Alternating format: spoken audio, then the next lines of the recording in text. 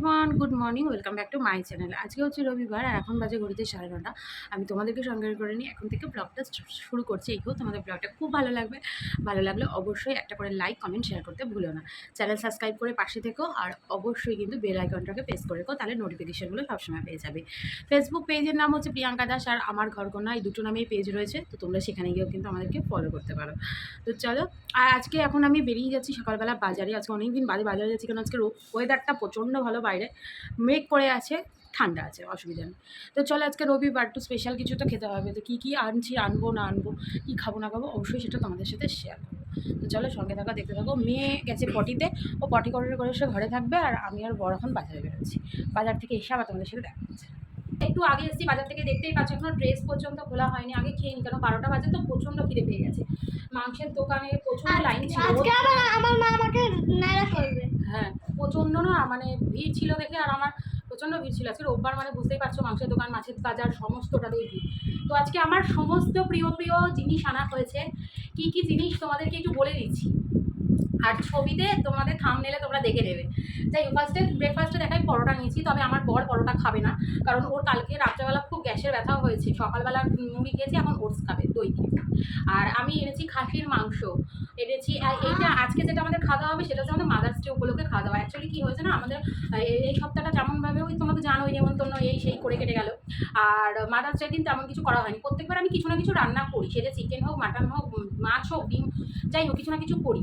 তো এইবার মাদার্স ডের দিন তো যেহেতু আমাদের নেমন্তন্ন ছিল, সেভাবে কিছু করা হয়নি সেলিব্রেশন। তোমরা জানোই যে আমি জাস্ট একটা কেক কেটেছি। তো খেতে খেতে বলছি, তোমাদেরকে খিদেও পেয়ে গেছে।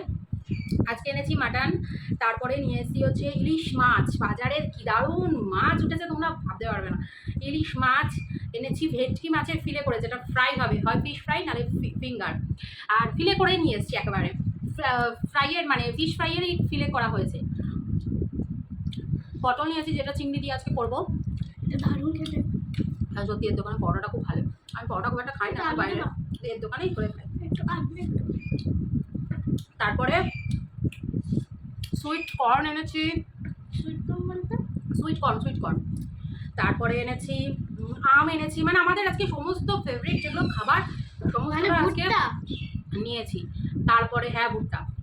আর কি নিলাম বাজার থেকে? ইলিশ মাছ নিয়েছি বলেছি।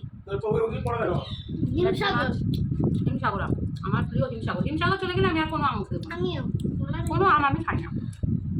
একটাই জিনিস যেটা আমার খুব ভালো লাগে, এই আমটাই, ব্যাস আর কিছু। চলো, খাওয়া করে নিই, প্রচণ্ড খিদে পেয়ে যাবে।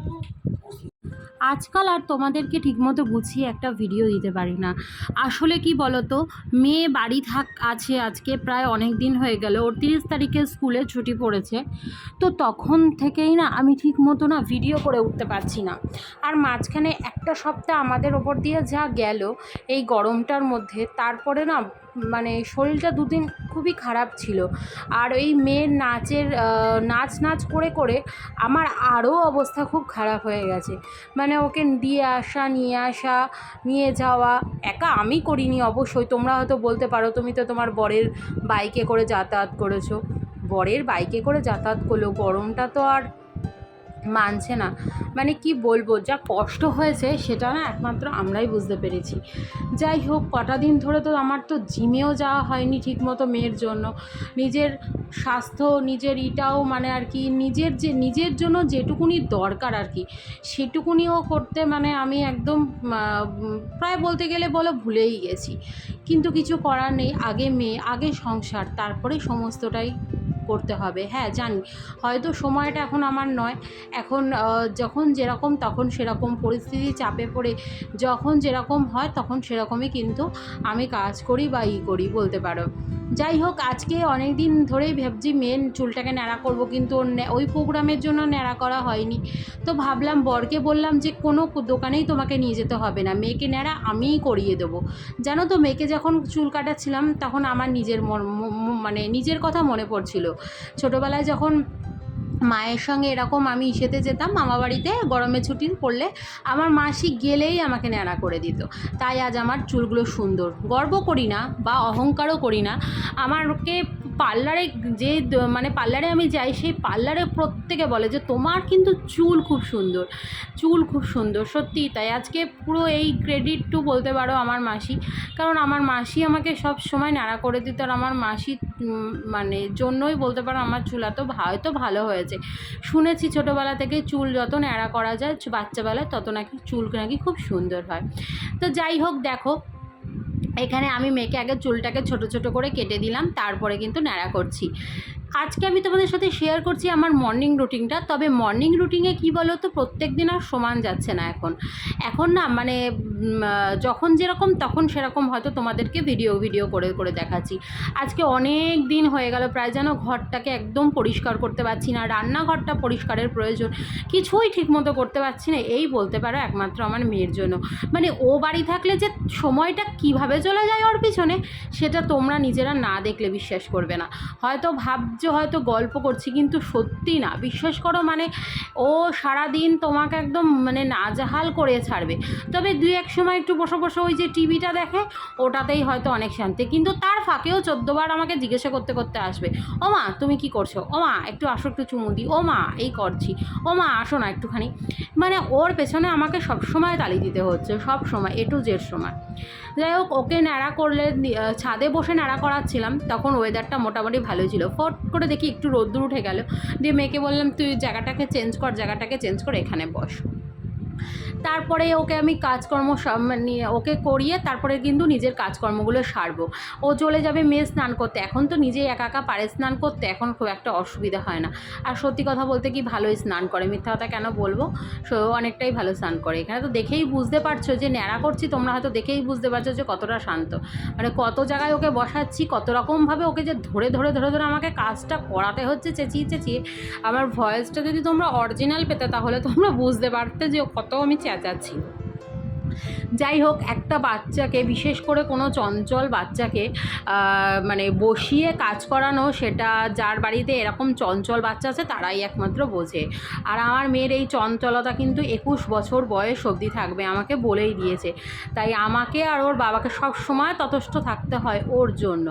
দেখো আমি কেমন চেঁচাচ্ছি, তোমরা হয়তো এই কারণে আমি ভয়েস ওভারটাকে বন্ধ করে রেখেছি, জানো তো। তোমরা হয়তো আমাকে কি খারাপ ভাববে যে দিদি মনে হয় বা প্রিয়াঙ্কা মনে হয় এরকমই মেয়ের সঙ্গে চেঁচাই। আসলে না, আমার ভয় লাগছিল কি জানো তো, যে ওর মাথাটা কেটে না যায়, ওর জন্যই চেঁচাচ্ছি। ও যা নড়ছিল আমার প্রচণ্ড ভয় লাগছিলো। হ্যাঁ, আমি হয়তো সাহস করে মানে কাজটা করছি, তোমরা হয়তো আমাকে বলতেই পারতে এত সাহসটা না দেখালেই পারতে, পার্লারে নিয়ে যেতে পারতে। দেখো পার্লারেও নিয়ে যেতে পারতাম, কিন্তু কি জানো, ও আমার বাড়ির উল্টো দিকেই একদম পার্লার। তোমাদেরকে আমি অনেক ব্লগেও দেখিয়েছি যে আমার বাড়ির উল্টো দিকে পার্লার, আমার অনেক ব্লগে তোমরা দেখেছো যে আমার বাড়ির উল্টো দিকে পার্লার। কিন্তু ও জানো তো পার্লারে গিয়ে না চুপচাপ বসে না, উল্টে আমাকে মানে ওকে পার্লারে পাঠালে যে ওই দিদিরা আমাকে উল্টো দিক থেকে পরে বলবে, এই তোমার মেয়ে জানো তো চুপচাপ একটুও বসছিল না। আর এই কথাগুলো শুনতে আমার ভালো লাগে না, ওর জন্য বললাম তুই দাঁড়া, এমনি যখন চুল ডিজাইন করে কাটে তখন তো পার্লারে যেতেই হবে, আর এখন আমি তোকেই কেটে দিচ্ছি, তুই এখানে চুপ করে বস। ওর বাবাকে বললাম একটা ভালো ব্লেড দাও, তো তারপরে আমিই কেটে দিলাম। তারপরে আমি এখানে দেখো বাসনটাকে ভালো করে মেজে নিচ্ছি আর কি। এখানে কিছু রাতের বাসনও ছিল, আর ওই সকালবেলা টিফিন করেছি আমরা, সেই সমস্ত বাসন। এরপরে কিন্তু মাছগুলো ধোবো, মাছ বের করে রেখেছি। আর আজকে আমাকে একটু হেল্প করে দিচ্ছে আমার বর, ও একটু আমাকে সবজিটা কেটে দিচ্ছে, মাংস করব সেই মাংসের সবজিটা কেটে দিচ্ছে। আচ্ছা, আমার মতো তোমাদের কার কার বাসি মাংস খেতে ভালো লাগে? আমার কিন্তু প্রচণ্ড পরিমাণে বাসি মাংস খেতে ভালো লাগে, তবে মুরগির না, অবভিয়াসলি খাসির মাংস যেন বাসি মাংস একটা টেস্টই আলাদা। দেখো ঘুরে আসছে বারবার রান্নাঘরে, দেখতে পাবেই। দেখো হাতে ক্যামেরার সামনে হাত দিচ্ছে, দেখেছো? তাহলে কত শান্ত একবার দেখো। আমরা সবসময় জানো তো তোমরা হয়তো বলবে চঞ্চল বাচ্চাই ভালো। হ্যাঁ, আমিও জানি চঞ্চল বাচ্চা ভালো, তাদের মন ভালো হয়, তাদের মন খুব পরিষ্কার হয়। তাই বলে এটা আমি বলছি না যে যারা চঞ্চল নয় তাদের মন পরিষ্কার হয় না। বাচ্চা মানেই তারা হচ্ছে ভগবান, বাচ্চা মানেই কিন্তু সহজ সরল বাচ্চারা। তবে চঞ্চল বাচ্চাদের একটু মনে হয় মানে ওদের মনে কিছু থাকে না, জানো তো। আমার মেয়েকে তুমি যতই মারো বকো, আমার মেয়ের মনে না কোনো রাগ নেই। ওকে বকার পর তুমি যদি ওকে একটুখানি ধরে আদর করো, ও আবার আগের মতো হয়ে যাবে, ওর মনটা এরকম। কিন্তু আমি সত্যি কথা বলতে কি অনেক বাচ্চাকেই দেখেছি যেসব বাচ্চারা না রাগ করলে একদম গুমড়ে থাকে, খুব রাগ করে বসে থাকে, কিন্তু আমার মেয়ে বলে বলছি না, সত্যি ওর মনটা কিন্তু ভীষণ ভালো, জানো না তো। তো এখানে দেখো তোমাদের সাথে কথা বলতে বলতে আমি কিন্তু অলরেডি রান্না বসিয়ে দিয়েছি।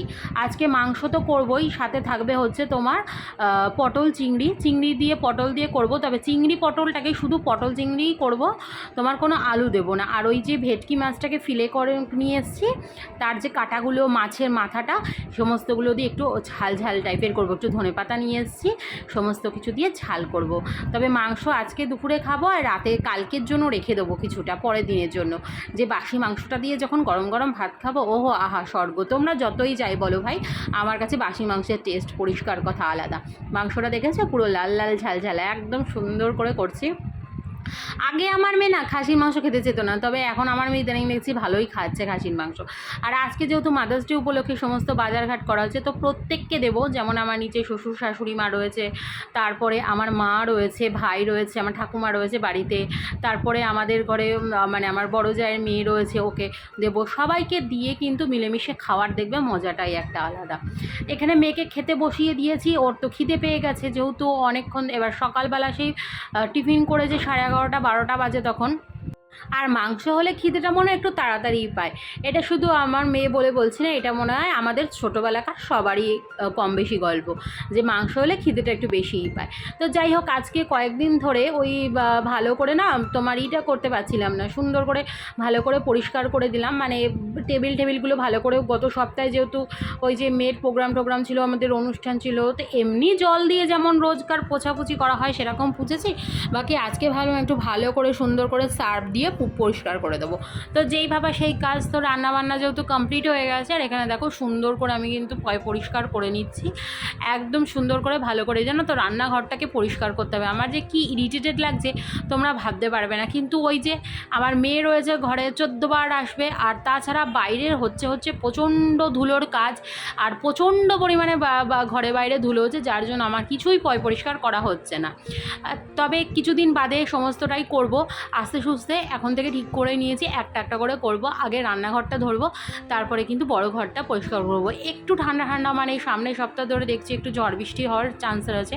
তো যেরকম যদি ওরকম হয়ে থাকে, তবে যেদিন ঠান্ডা থাকবে সেদিন আমি একটু সকাল তাড়াতাড়ি করে ঘুম থেকে উঠে নিয়ে এগুলো কিন্তু পরিষ্কার করব। খেতে মেয়ে বলছে মা একটু মাংসের ঝোল দাও, একটু মাংস দাও, এই করছে।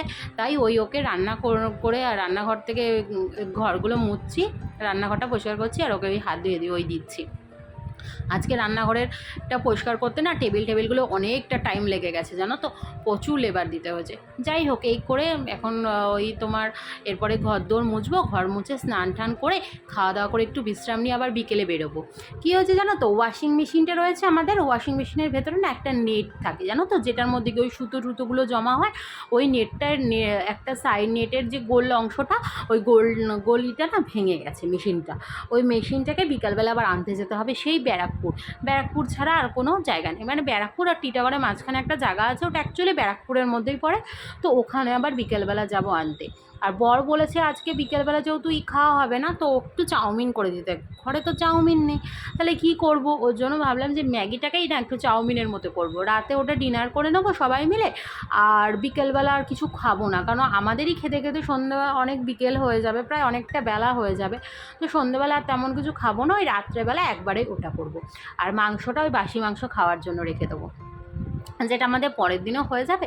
যতটাই থাকে সবাইকে দিয়ে বা নিজেরা দুপুরবেলা খেয়ে যতটা থাকে ততটাই রেখে দেবো পরের দিনের জন্য। তাহলে কি পরের দিন আর ওই রান্নার যে চাপটা সেটা আর থাকবে না। আর যেহেতু আজকে অনেক ধরনের পদ করেছি, চিংড়ি মাছও যে পুরোটা শেষ হবে সেটাও না, চিংড়ি মাছও কিছুটা থেকে যাবে। তো তার জন্যই কিন্তু সমস্ত কাজগুলো দেখো, আর সমস্তটাই কিন্তু এখানে রেডি করে রাখছি, যাতে আমার বিকালবেলা আসবো ফটাফট ওই চাউমিনগুলো বানিয়ে রাত্রেবেলা ওটাই আমরা ডিনার করে নেব। আচ্ছা, যেটা বলছিলাম, এখন কিন্তু সুন্দর করে আমার দেখো ভালো করে পরিষ্কার করে টেবিলটা মোছা হয়ে গেল। এর মধ্যে কিন্তু মেয়েরও মোটামুটি খাওয়া হয়ে গেছে। চলো স্নান টান করে রেডি হয়ে নিয়ে মানে খাওয়া দাওয়া করে একটু বিশ্রাম করে নিই, তারপরে আবার সন্ধ্যাবেলা তোমাদের সাথে দেখা হচ্ছে। এখন ঘড়িতে বাজে ওই 4:30 মতো, আর আমি আর আমার বর দেখো বেরিয়ে গেছি, তালপুকুর যাচ্ছি। তালপুকুরের উদ্দেশ্যে, মানে ব্যারাকপুর তালপুকুরের উদ্দেশ্যে ওই মেশিনের ওটা আনতে। বেশিক্ষণ টাইম লাগবে না, অল্প একটু টাইম লাগবে আমাদের এখান থেকে, দুজনে যেহেতু বাইকে যাচ্ছি। আর এসে কিন্তু আবার পড়তে বসাতে হবে মেয়েকে, কারণ অনেক দিন ধরে মেয়ের পড়া হয়নি, প্রায় অনেকগুলো পড়া জমে গেছে। এবার একটা একটা করে ছুটির পড়াগুলো মেয়েকে কিন্তু দেখতেই হবে। সারাটা দিন কিন্তু আমার এইভাবেই কেটে গেল। আর বাড়িতে ফিরে একটু চাটা খেয়ে নিয়েছি, চাটা খেয়ে নিয়ে বর বসেছে ওর কাজে, আর আমি দেখো মেয়েকে এখানে বসিয়েছি হচ্ছে পড়াতে। তো ওর যে ও সন্ধেবেলা যখন আমরা ছিলাম না তখন একটু টিভিটা দেখে নিয়েছে, আর এখন কিন্তু লেখাগুলো কমপ্লিট করছে। তো চলো কমপ্লিট করার পরে তারপরে ডিনার করব। আর এই আজকের ভিডিওটা এই পর্যন্তই। আজকে যেটা তোমাদেরকে আমি দিলাম, যে মোটামুটি আমার একটা ধারণা তোমাদেরকে দিলাম যে সারাদিন আমি কি করি না করি। সত্যি কথা বলতে কি, এই ছুটির মধ্যে সারাটা দিন ওই যে বললাম আমার মেয়েটাকে নিয়েই কিন্তু আমার কেটে যায়।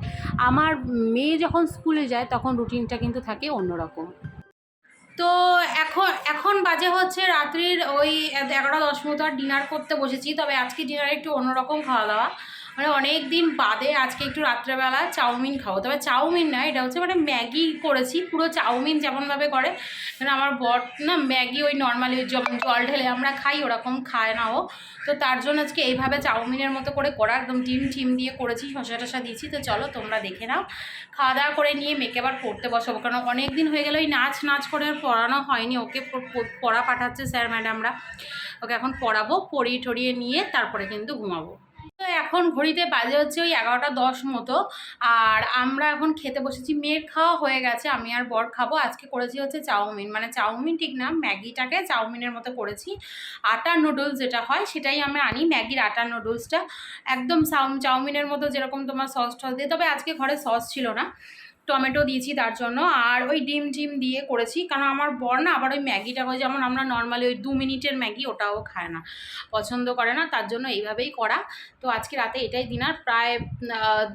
প্রায় অনেক মানে 1-1.5 বছর হয়ে গেল এরকম রাত্রেবেলা খাচ্ছি। তো যাই হোক, কালকে থেকে আবার জিমে যাব, কারণ অনেক দিন হয়ে গেল আমার জিমে যাওয়া হয় না। কাল থেকে জিমে যাব, আবার সেই কসরত করে আগের জায়গায় আসতে হবে। তো চলো মেয়েকে পড়তে বসাবো, আগে খাওয়া দাওয়া করে নিই, খেয়ে দিয়ে নিই মেয়েকে পড়তে বসাবো, তারপরে আবার